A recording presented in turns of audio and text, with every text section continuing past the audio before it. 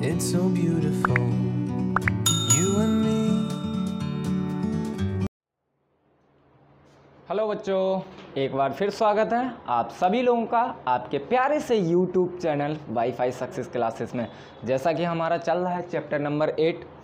Chapter number 8 की हमने शुरुआत की थी पिछले वीडियो में और आपको पढ़ाया था कि किसी धारावाही लूप पर कितना बल आघूर्ण लगता है। फिर इसके बाद में हमने बल आघूर्ण के आधार पर चल कुंडली धारामापी में आपको निलंबित कुंडली धारामापी के बारे में बताया। आज हम बात करेंगे किलकित कुंडली धारामापी की। किलकित कुंडली धारामापी क्या होती है? किलकित कुंडली धारामापी निलंबित कुंडली धारामापी से हम कुछ बातें दोबारा आज आप लोगों को बता रहे हैं। किलकित निलंबित कुंडली धारामापी में जो कुंडली जिस फास्फर ब्रांज के तार द्वारा चुंबक के ध्रुव खंडों के बीच घूमने के लिए स्वतंत्रतापूर्वक लटकाई जाती है, वो फास्फर ब्रांज का तार अत्यंत पतला होता है, जिसके कारण उपकरण को एक स्थान से दूसरे स्थान तक ले जाने में हो सकता है तार टूट जाए या अन्य किसी कारणवश तार टूट भी सकता है। इसलिए हम लोग प्रायः किलकित कुंडली धारामापी का ज़्यादा उपयोग करते हैं। हालांकि किलकित कुंडली धारामापी निलंबित कुंडली धारामापी से अच्छी नहीं है, लेकिन फिर भी हम सुविधाजनक रूप से किलकित कुंडली धारामापी का उपयोग करते हैं। तो आज हमारा टॉपिक रहेगा किलकित कुंडली धारामापी। किलकित कुंडली धारामापी, किलकित कुंडली धारामापी। तो जो लोग हमारे इस वीडियो को देख रहे हैं, जो लोग नोट्स बना रहे हैं, तो वो लोग किलकित कुंडली धारामापी की हेडिंग डाल सकते हैं। किलकित कुंडली धारामापी, अच्छा धारामापी है तो जाहिर सी बात है इसका भी उपयोग किसी परिपथ में धारा के मान को ज्ञात करने के लिए किया जाता है। अब किलकित कुंडली धारामापी का आता है सिद्धांत। तो सिद्धांत जो हमने निलंबित कुंडली धारामापी का लिखवाया है, जो हमने बताया है, उसी सिद्धांत पर किलकित कुंडली धारामापी भी कार्य करती है। अब हम बात कर लेते हैं आज इसकी संरचना की कि किलकित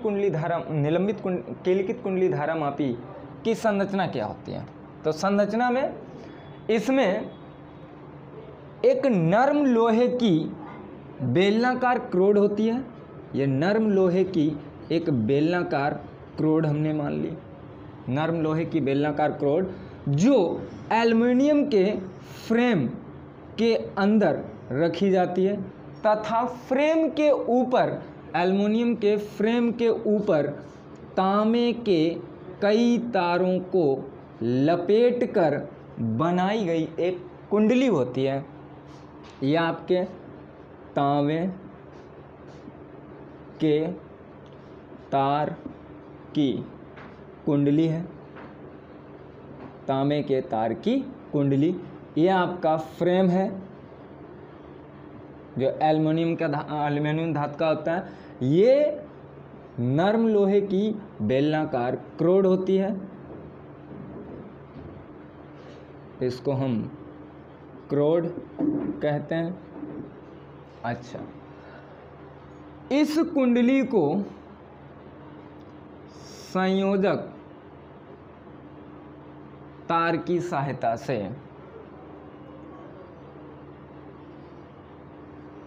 आयताकार नाल चुंबक के ध्रुव खंडों के मध्य, NS ध्रुव खंड होते हैं, नाल चुंबक जिसको हम घोड़ा नाल चुंबक भी कहते हैं, घोड़ा नाल चुंबक के आयताकार ध्रुव खंडों के मध्य हम इसको स्वतंत्रतापूर्वक लटका देते हैं। इसके दोनों सिरों का संबंध धातु की दो छड़ों से होता है जो दो चूलों के बीच टिकी रहती हैं। ये जो धातु की छड़ होते हैं, इसके दोनों कुंडली के जो दोनों सिरे होते हैं, ये दो चूलों के बीच टिके रहते हैं। दो चूलों का मतलब होता है जहाँ पर कोई धुरी घूम सके आसानी से, ऐसे दो चूल्हे लगे होते हैं इसके ऊपरी सिरे पर एक संकेतक लगा होता है, ये भी एक पतली धातु की छड़ ही होती है जिसको हम संकेतक कहते हैं, और ये वृत्तीय पैमाने पर घूमता है जिसमें ठीक मध्य में 0 होता है और इसके दोनों ओर अंक अंकित होते हैं, 10, 20, 30, 40, इधर भी आपका 10, 20, 30, 40। इस प्रकार से मध्य सिरे में इसके 0 रहता है और इधर उधर दूसरे अंक अंकित होते हैं। 0 से लेके इधर जितना भी जा सकता है, 100 तक जा सके या 80 तक जा सके, वही इधर इस टाइप में आपका होता है। अच्छा, इसके जो दोनों सिरे जो ये धातु के तार लगे हुए होते हैं, इनका संबंध 2 स्प्रिंगों से होता है जिनको हम टर्मिनल T1 और टर्मिनल T2 कहते हैं। हमें जिस धारा का माप करना होता है उस धारा को निलंबित कुंडली के भांति उस धारा को टर्मिनल T1 से प्रवाहित करते हैं। जैसे ही विद्युत धारा कुंडली में प्रवाहित होती है, ये तो संरचना हो गई थी, अब हम कार्यविधि की बात कर रहे हैं। जैसे ही विद्युत धारा कुंडली में प्रवाहित होती है तो कुंडली पर एक विक्षेपक वलयुग्म कार्य करने लगता है जिसके कारण कुंडली घूमने लगती है। कुंडली के साथ ही ये जो दोनों सिरे स्प्रिंग से संयोजित हैं, स्प्रिंग भी घूमने लगते हैं और स्प्रिंग में एक प्रत्यानयन बलयुग्म आरोपित हो जाता है या उत्पन्न हो जाता है जिसके जो कुंडली के घूमने का विरोध करता है। एक स्थिति ऐसी आ जाती है कि प्रत्यानयन वलयुग्म का आघूर्ण विक्षेपक वलयुग्म के आघूर्ण के बराबर हो जाता है। इस स्थिति में कुंडली घूमना बंद कर देती है। इसे हम संतुलन की अवस्था कहते हैं। इसके बाद का जो डेरिवेशन था ठीक उसी प्रकार से हम करते हैं। मान कुंडली में प्रवाहित धारा का मान हम उसी प्रकार से निकालते हैं जैसे कि हमने निलंबित कुंडली धारा मापी में निकाला था। इसकी सुग्राहिता धारा की सुग्राहिता और वोल्टेज सुग्राहिता जो है सेम उसी प्रकार होती हैं जैसा कि निलंबित कुंडली धारा मापी में हुआ था।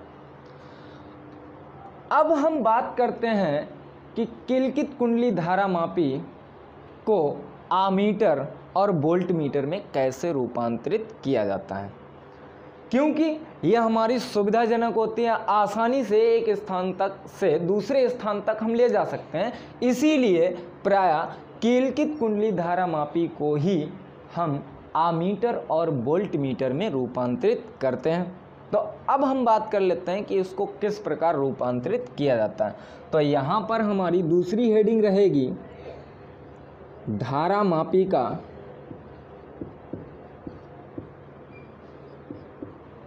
आमीटर में रूपांतरण।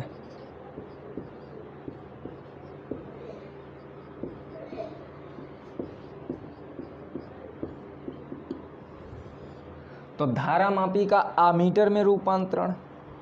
अब हम धारा मापी को आमीटर में किस प्रकार परिवर्तित कर सकते हैं, ये हमारा मेन उद्देश्य है। आज हमें ये पढ़ना है कि धारा मापी को हम आमीटर में कैसे रूपांतरित कर सकते हैं। अब हम आमीटर की कुछ बात कर लेते हैं। आमीटर एक ऐसा उपकरण है जिसकी सहायता से किसी भी परिपथ में प्रवाहित धारा के मान को सीधे एम्पियर में ज्ञात करते हैं। एक आदर्श आमीटर का स्वयं का प्रतिरोध या आदर्श आमीटर का प्रतिरोध या कुंडली का प्रतिरोध 0 होता है। अब यहाँ पर हमें धारा मापी को आमीटर में रूपांतरित करना है और आमीटर को सदैव परिपथ के श्रेणी क्रम में, हमें जहाँ पर भी धारा निकालनी है तो परिपथ के हमेशा श्रेणी क्रम में आमीटर को जोड़ा जाता है। ये हो गया आमीटर के बारे में। अब हमें धारा मापी को आमीटर में रूपांतरित करना है। हम यहाँ पर एक हमने डायग्राम बना दिया यहाँ पे ये मान लेते हैं कि एक आपका रेजिस्टेंस लगा है R, और हमें धारा मापी को आमीटर में रूपांतरित करना, ये हमारा मेन मकसद है। तो यहाँ पे धारा मापी को आमीटर में रूपांतरित करना, इसका मतलब हो गया कि धारा मापी को कहीं ना कहीं हमें श्रेणी क्रम में ही जोड़ना है। तो यहाँ पर एक रेजिस्टेंस था आपका R, और उसके सीरीज में हमने धारा मापी को जोड़ दिया। अब धारा मापी की कुंडली का कुछ न कुछ प्रतिरोध होगा। जब हम धारा मापी को किसी परिपथ के श्रेणी क्रम में जोड़ते हैं तो कुंडली के प्रतिरोध के कारण परिपथ का परिणामी प्रतिरोध बढ़ जाता है और प्रवाहित धारा का मान कम हो जाता है। यानी कि इस स्थिति में प्रतिरोध बढ़ने के कारण धारा मापी सही धारा का मान नहीं बता पाती है। क्यों नहीं बता पाती है, हम इसको थोड़ा अभी मान लेते हैं कि हमारा धारा मापी नहीं लगा है। अब जब धारा मापी नहीं लगा है तो यहाँ पर हमने एक सेल लगा दी। अभी क्या है, आपका धारा मापी यहाँ नहीं लगा है, तो धारा मापी नहीं लगा है, यहाँ पर हमने एक सेल लगा दी। अब हम अगर आपसे कहें कि परिपथ में प्रवाहित धारा का मान, तो परिपथ में प्रवाहित धारा का मान I = E/R होगा। क्लियर? अच्छा, जब हम इसके श्रेणी क्रम में धारा मापी जोड़ देते हैं तब क्या होता है कि धारा मापी का भी कुछ ना कुछ प्रतिरोध होगा। धारा मापी की जो कुंडली होती है उसका कुछ ना कुछ प्रतिरोध होगा। अब मान लेते हैं कि धारा मापी की कुंडली का प्रतिरोध G है, तो G इसके श्रेणी क्रम में जुड़ जाता है। ये तो हमारी प्रारंभ में कंडीशन थी जब धारा मापी नहीं जुड़ी थी। ठीक है, अब बाद में कंडीशन क्या आ जाती है, प्रतिरोध हमारा कितना हो जाता है,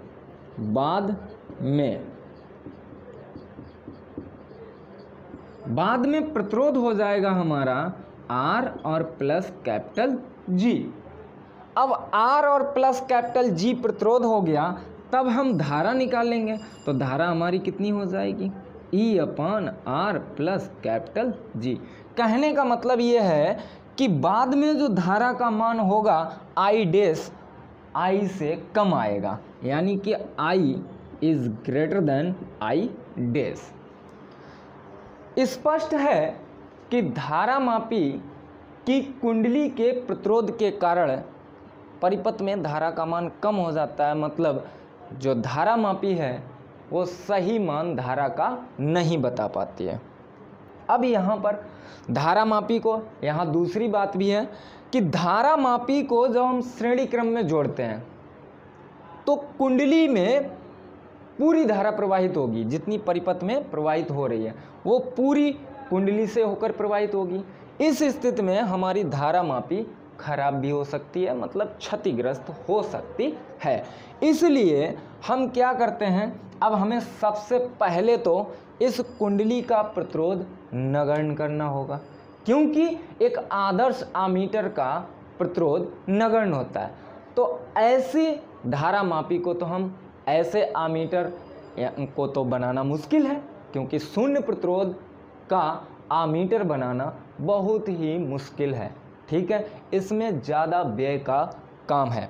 यहाँ पर हम कीलकित कुंडली को धारा मापी में रूपांतरित करेंगे, तो कीलकित कुंडली को धारा मापी आमीटर में रूपांतरित करने के लिए हमें इस कुंडली के प्रतिरोध को कम करना होगा। तो कम करने के लिए हम क्या करते हैं, इसके समांतर क्रम में एक सूक्ष्म प्रतिरोध लगा देते हैं। इस सूक्ष्म प्रतिरोध को हम शंट कहते हैं। शंट प्रतिरोध लगाने पर धारा मापी का प्रतिरोध, यहाँ पर जो टोटल परिणामी प्रतिरोध है, धारा मापी और शंट दोनों समांतर क्रम में लगे हैं, इसलिए परिणामी प्रतिरोध बहुत ही कम हो जाता है। इतना कम हो जाता है कि G जो प्रतिरोध धारा मापी का है, इसके मान से और शंट के मान से भी कम परिणामी प्रतिरोध आता है और परिपथ में धारा के मान पर कोई फर्क नहीं पड़ता है। तो मुख्यतः हमने सिर्फ ये जाना है कि धारामापी के प्रतिरोध को कम करने के लिए इसके समांतर क्रम में हमें एक सूक्ष्म प्रतिरोध को लगाना होता है, जो या जिसे शंट कहते हैं। अब हम इसका डायग्राम बनाते हैं कि शंट तो हमने कह दिया है, अब इससे किस प्रकार विद्युत धारा नापनी है या कैसे हम नाप सकते हैं। तो अब हमारा कोई परिपथ का एक छोटा सा भाग मान लेते हैं जहां पर हमने धारामापी को जोड़ा है। ये आपका धारामापी हो गया कैपिटल G, और इसके समांतर क्रम में एक हमने सूक्ष्म प्रतिरोध लगा दिया जिसको हम कहते हैं शंट। यदि धारामापी में प्रवाहित धारा Ig हो और टोटल धारा I हो, तब शंट में प्रवाहित धारा कितनी होगी? I minus Ig। तो इस स्थिति में धारा का ज़्यादा से ज़्यादा भाग शंट से होकर प्रवाहित होगा और कुंडली से बहुत कम धारा होकर प्रवाहित होगी, ठीक है, जिससे हमारी कुंडली क्षतिग्रस्त होने से बच जाएगी। अब इस स्थिति में हमारी Ig धारा भी आई है। अब इसमें Ig धारा क्या करती है और I धारा क्या करती है, यहाँ से इस रिलेशनशिप से हमारे कई आंकिक प्रश्न आते हैं। उसमें आंकिक प्रश्न में लिखा होता है 3 एम्पियर, 5 एम्पियर, 7 एम्पियर, कुछ भी मान हो सकता है। इतनी धारा पर धारामापी का पूर्ण विक्षेप स्केल प्राप्त होता है। तो क्या है, जो Ig धारा होती है, जो कुंडली में धारा प्रवाहित होती है, धारामापी में जो धारा प्रवाहित होती है Ig धारा ही धारामापी के पूर्ण विक्षेप स्केल के लिए उपयोग होती है। तो Ig का मान पूर्ण विक्षेप स्केल के लिए लिखा जाता है, पूर्ण विक्षेप स्केल के लिए, ठीक है। अच्छा, इसके बाद में जिस धारा को हमें मापना होता है, तो धारा हमें कौन सी मापनी है? I। तो I मापने वाली या मापने योग्य धारा, मापने योग्य धारा, अरे जिस धारा का हम माप करना चाहते हैं उसको हम I से लिखेंगे। अब यहाँ पर हमें निकालना होता है कि धारामापी को आमीटर में रूपांतरित करने के लिए हमें क्या करना होगा। तो धारामापी को आमीटर में रूपांतरित करने के लिए हमने जान लिया कि इसमें शंट युक्त प्रतिरोध लगाना होगा। अब शंट युक्त प्रतिरोध लगाना होगा तो हमें मान चाहिए होता है ज़्यादातर आंकिक प्रश्नों में कि शंट का मान कितना होगा, मतलब कितना प्रतिरोध लगाया जाए इस धारा को मापने के लिए। तो इसके लिए यहाँ पर जो आपका धारामापी लगा हुआ है और जो शंट लगा हुआ है, धारामापी का कुछ ना कुछ प्रतिरोध है, कुंडली का कुछ ना कुछ प्रतिरोध है, तो इसलिए ये दो यहाँ पर आपके प्रतिरोध हैं समांतर क्रम में है। जब दो प्रतिरोध समांतर क्रम में होते हैं तो आपको पता है कि उनके बीच, सिरों के बीच पोटेंशियल यानी कि विभवांतर बराबर होता है। तो विभवांतर जब बराबर होगा तो हम यहाँ पर लिख सकते हैं विभवांतर Ig इक्वल आपका क्या होगा? I minus Ig into S. Clear है? तो एस इक्वल आपका क्या होगा? Ig कैपिटल G अपान आपका I माइनस Ig। तो इस सूत्र की सहायता से हम अज्ञात प्रतिरोध जो हमारा शंट युक्त प्रतिरोध है, शंट है, उसके मान को हम ज्ञात कर सकते हैं। इसके बाद में अगर हमें धारा का मान ज्ञात करना है तो हम उसको भी इसी सूत्र के आधार पर ज्ञात कर लेते हैं। तो ये तो हमारा था धारामापी को आमीटर में रूपांतरित करना। अब हम बात कर लेते हैं धारामापी को वोल्ट मीटर में किस प्रकार रूपांतरित किया जाता है। चलिए इसको साफ करता हूँ। वोल्ट मीटर के हम बारे में पहले थोड़ा बहुत जान लेते हैं कि वोल्ट मीटर क्या होता है। तो वोल्टमीटर एक ऐसा उपकरण है जिसकी सहायता से, वोल्टमीटर होता वास्तव में आपका धारा मापी ही है, लेकिन इसकी सहायता से परिपथ के किन्हीं दो बिंदुओं के बीच उत्पन्न विभवांतर को मापा जाता है और किसी शैल के परिपथ के किसी परिपथ के किन्हीं दो बिंदुओं के बीच विभवांतर को हम वोल्टमीटर की सहायता से ज्ञात करते हैं। ठीक है। अच्छा, वोल्टमीटर जो आदर्श वोल्टमीटर होता है, वोल्टमीटर को सदैव हमें परिपथ के जिन बिंदुओं के बीच विभवांतर नापना होता है उनके समांतर क्रम में हम हमेशा वोल्टमीटर को जोड़ते हैं। तो हेडिंग हमारी रहेगी धारा मापी का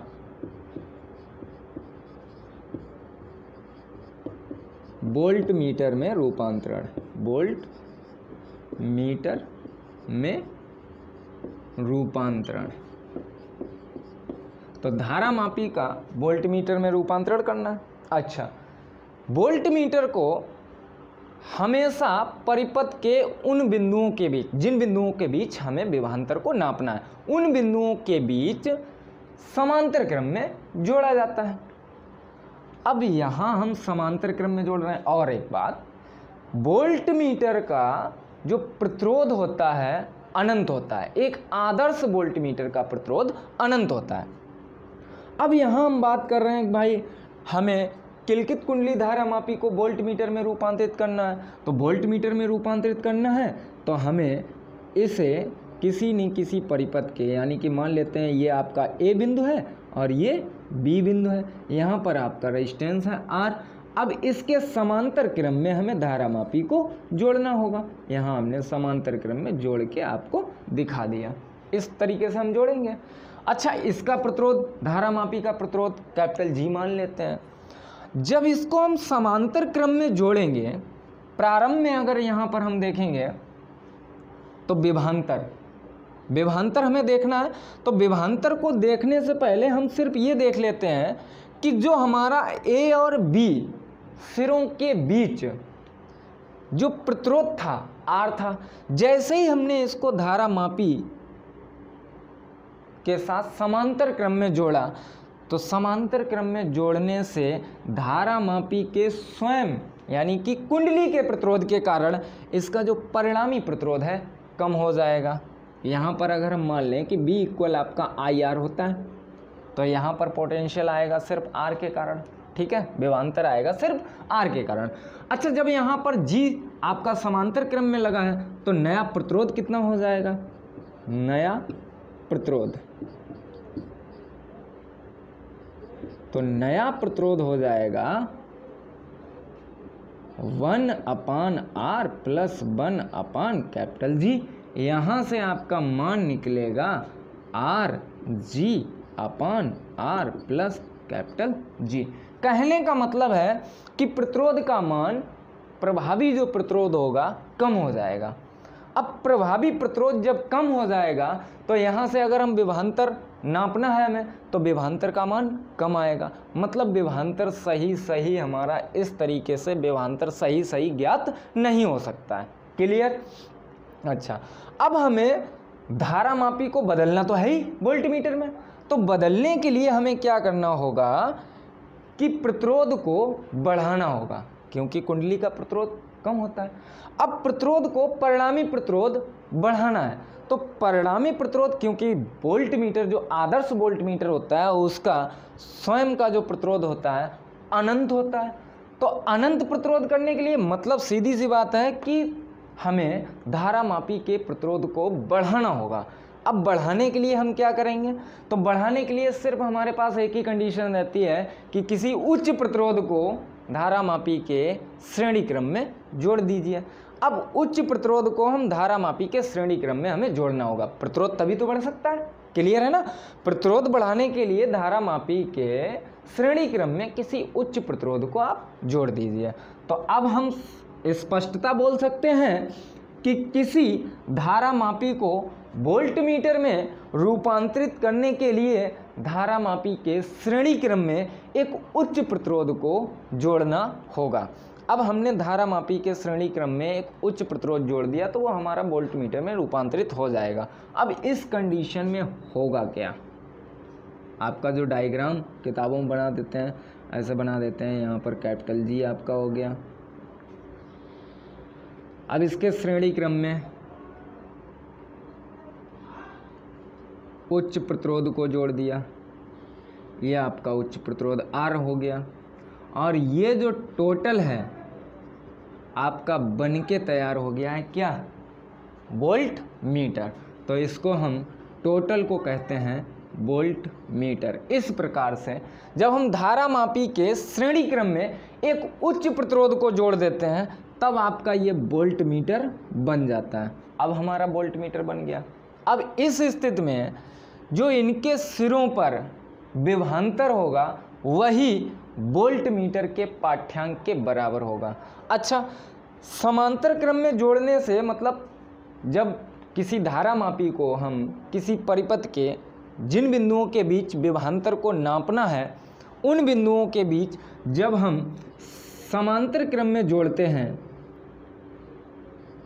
तो अब यहाँ पर जब हम इसके श्रेणी क्रम में एक उच्च प्रतिरोध को जोड़ देंगे तो उच्च प्रतिरोध जोड़ने के कारण या जोड़ने से धारा मापी में क्षीण धारा प्रवाहित होगी और टोटली धारा आपकी यानी कि धारा का ज़्यादा से मान, टोटली तो नहीं कह सकते हैं, धारा का ज़्यादा से ज़्यादा मान सीधा सीधा प्रवाहित होगा और धारा मापी से बहुत कम धारा प्रवाहित होगी जिससे कि हमारा उपकरण क्षतिग्रस्त भी नहीं होगा। तो इस प्रकार हम धारा मापी को वोल्ट मीटर में रूपांतरित करने के लिए उसके श्रेणी क्रम में एक उच्च प्रतिरोध को जोड़ देते हैं। अब यहाँ पर मान लीजिए कि आपकी विद्युत धारा I प्रवाहित हो रही है या यहाँ पर धारा मापी है तो IG मान लेते हैं कि IG धारा प्रवाहित हो रही है। तो इस स्थिति में जो वोल्ट मीटर का पाठ्यांक होगा B बराबर वो होना चाहिए IG और कोष्टक में टोटल प्रतिरोध। तो धारा मापी का कि कुंडली का जो प्रतिरोध है उसको हम मान लेते हैं कैपिटल G और हमारा साथ में उच्च प्रतिरोध लगा है कैपिटल R। यहाँ पर अगर हमें V का मान निकालना है तो इस सूत्र को सीधा सीधा लगा देते हैं। अगर हमें निकालना है R का मान कि कितना प्रतिरोध, उच्च प्रतिरोध कितना जोड़ना होगा, तो जोड़ना होगा तो IG कैपिटल G और प्लस IG और कैपिटल R। यहाँ से हमें मान निकालना है कैपिटल R का, तो यह हो जाएगा capital R equal IG capital V minus IG capital G अपान हो जाएगा IG। क्लियर है? तो इस तरीके से आप धारा मापी को वोल्ट मीटर में भी रूपांतरित कर सकते हैं। ठीक है, ये चैप्टर आपका यहीं पर फिनिश होता है। अगले चैप्टर में हम लोग पढ़ेंगे चुंबकीय पदार्थ, पृथ्वी का चुंबकत्व तथा चुंबकीय पदार्थ। अब आपकी बुक में कौन सा चैप्टर है? जो हमारे हिंदी मीडियम में जो बुक्स चल रही हैं यहाँ पर उसके हिसाब से यहाँ पर वीडियो बन रहे हैं। जो मैं आपके सामने ये वीडियो लेके आता हूँ, ये वीडियो हमारे यहाँ जो हिंदी मीडियम्स की बुक चल रही हैं उनके हिसाब से, क्योंकि इस चैनल पे सिर्फ आपका हिंदी मीडियम ही पढ़ाया जाता है। यहाँ पर जो बुक्स चल रही हैं कुमार मित्तल, एक्टिव, इनकी बुक्स चल रही हैं यहाँ पर, ज़्यादातर यही अच्छी बुक मानी जाती है। इंग्लिश मीडियम में और भी बुक चलती हैं। अच्छा, अगर इंग्लिश मीडियम की बुक्स देखेंगे या हिंदी मीडियम की बुक्स और भी देखेंगे दूसरे प्रकाशन की, तो उसमें क्या होता है, कई चैप्टर आपके जो हैं वो एक दूसरे में कंबाइन कर दिए जाते हैं। जैसे कि कुमार मित्तल की ही बुक में एक चैप्टर दो चैप्टर से मिलके बन गया है और दूसरी बुक्स हम देखते हैं तो उनमें चैप्टर अलग अलग पार्टीशन कर दिया जाता है। कई लोग कमेंट करते हैं कि एक सीरीज़ में पढ़ाइए, मतलब एक कंटिन्यूटी बनाई रही है। हमारा जो यहाँ पर बुक्स जो ज़्यादातर बच्चे पढ़ते हैं उनके हिसाब से ये सिलेबस चल रहा है कंटिन्यूअस। लेकिन अगर आपको ऐसा लग रहा है कि ये कंटिन्यू नहीं है तो आप इस बात से निश्चिंत होकर रहिए, यहाँ पर जो भी आपको यूनिट पढ़ाई जाएगी, मैं सिर्फ यूनिट की बात अब कर लेता हूँ, जो भी आपकी यूनिट पढ़ाई जाएगी यूनिट A to Z पढ़ाई जाएगी आपको। यूनिट में आपका कोई सा भी टॉपिक छूटा नहीं होगा। यूनिट की अगर हम बात करें, चैप्टर बदल रहे हैं कोई बात नहीं, चैप्टर से ज़्यादा परेशान आप ना हो, चैप्टर बदल जाएगा, इससे कोई दिक्कत नहीं है। जो यूनिट आएगी वो यूनिट आपकी टोटली होगी। यूनिट में कोई ऐसा नहीं होगा कि ये हमारा ये यहाँ पर इतना छूट गया है, ये टॉपिक हमारा छूट गया है, ऐसा नहीं होगा। यूनिट आपकी टोटली कंप्लीट होगी। चैप्टर बदल जाते हैं, बदल जाने दीजिए, उनसे कोई दिक्कत नहीं है, यूनिट आपकी टोटल रहेगी। आज के वीडियो में इतना ही। अगर आज का वीडियो आप लोगों को अच्छा लगा और हमारे वीडियो आपको अच्छे लग रहे हैं तो इतना तो कर ही सकते हो, आप लोग लाइक तो कर ही दिया करो। लाइक करने से आपका कुछ नहीं जाता है, लेकिन हमें थोड़ी हिम्मत मिलती है। हम यहाँ आपके लिए मेहनत करते हैं, आपको ज़्यादा से ज़्यादा समझाने की कोशिश करते हैं। अगर आपके एक लाइक से हम लोगों को इतनी हिम्मत मिलती है कि हमारा जज्बा बढ़ जाता है। फिर भी आप लोगों को धन्यवाद, आप लोग हमारे चैनल पर इस कदर जुड़े हुए हैं, आप लोग हमारे वीडियो को देखते हैं। आशा करता हूँ कि हमारे वीडियो से आपको फिजिक्स और अन्य सब्जेक्ट भी जो अन्य सर लोग पढ़ाते हैं उनसे आपको समझ में आते हैं। धन्यवाद, और एक बार फिर नेक्स्ट वीडियो में मिलेंगे जहां पर हमारा चैप्टर रहेगा पृथ्वी का चुंबकत्व तथा चुंबकीय पदार्थ। ये अब चैप्टर का नाम रहेगा। आज के लिए इतना ही, धन्यवाद।